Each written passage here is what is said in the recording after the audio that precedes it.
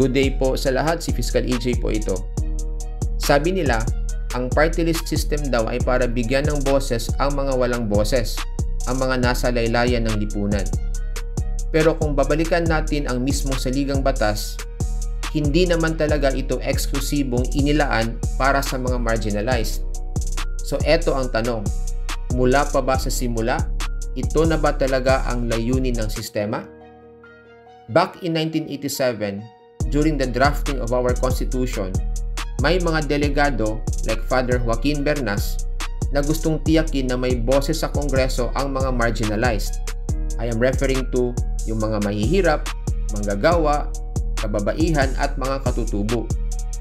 They envision social justice through political inclusion. Pero nang tuluyang pinagtibay ang saligang batas, hindi naging exclusive sa mga sektor na ito ang party list system. In fact, naging bukas ito kahit sa mga grupong hindi kabilang sa marginalized sectors. Now, pagdating ng 1995, ipinasa ang Republic Act No. 7941 o ang Party List System Act. Dito isinulat sa batas ang mechanics ng party list elections. But sadly, the law lacked strong safeguards. At dahil sa mga puwang sa batas, unti-unti itong napasok ng mga tradisyonal na politiko at makapangyarihang grupo. Question, Fiscal, paano ba gumagana ang sistema? Ayon sa saligang batas, 20% ng kabuuang miyembro ng House of Representatives ay dapat manggaling sa party list groups.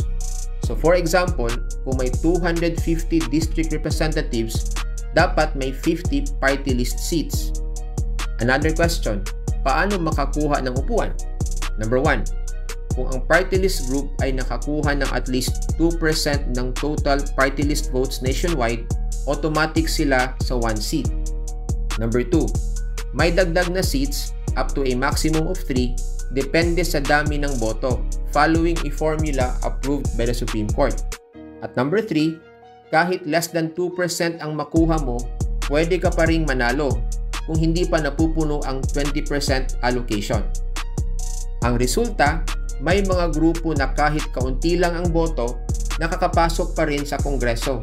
Minsan pa nga, puro kilalang apelyido ang nominees.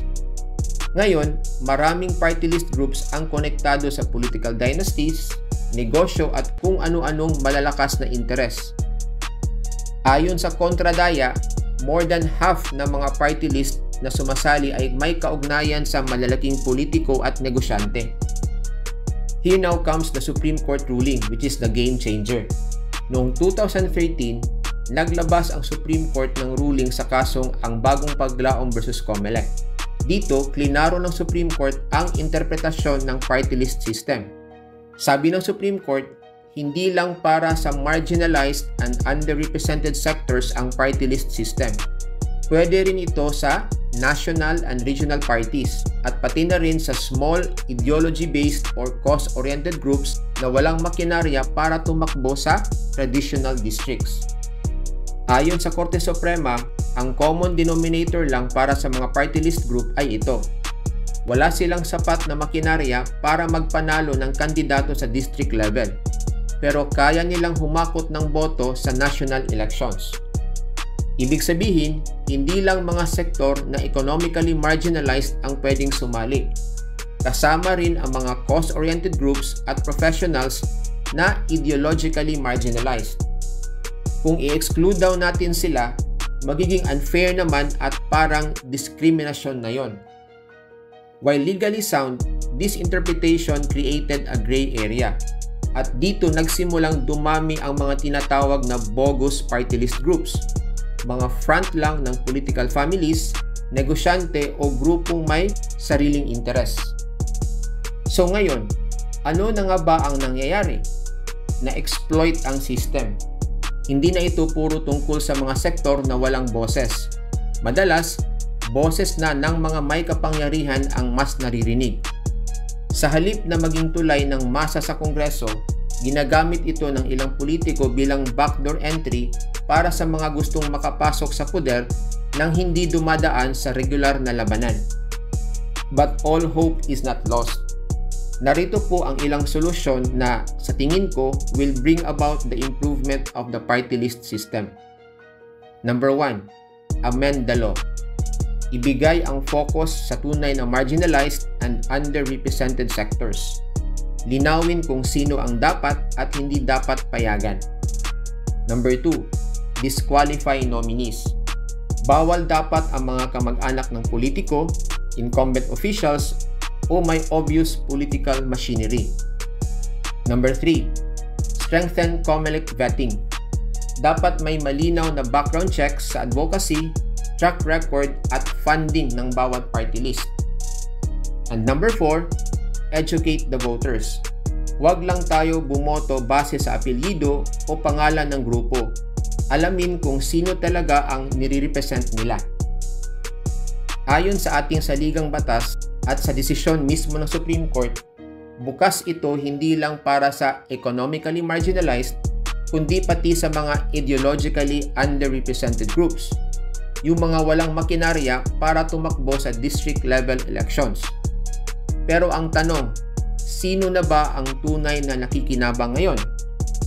Sa pagdaan ng panahon, unti-unti itong ginagamit ng mga makapangyarihan bilang shortcut papunta sa Kongreso. At habang patuloy itong naaabuso, lalong lumalayo ang sistema sa layunin nitong bigyan ng boses ang mga tunay na nangangailangan. Kaya panahon na po para kumilos tayo. As voters, we have a responsibility and a choice. Magsaliksik tayo. Kilalanin natin ang mga party list groups. Bumoto ng may alam, hindi lang sa apelyido o pamilyar na mukha. Baka hindi sapat ang simpleng adjustments lang. Maybe it's time to rethink the system itself. Let's not allow po the party list system to be reduced to just another tool of convenience for the powerful. Let's bring it back to its rightful purpose, true representation for those who have long been left behind. So yan po ang munting aral natin for today. Hanggang sa susunod na video, maraming salamat po.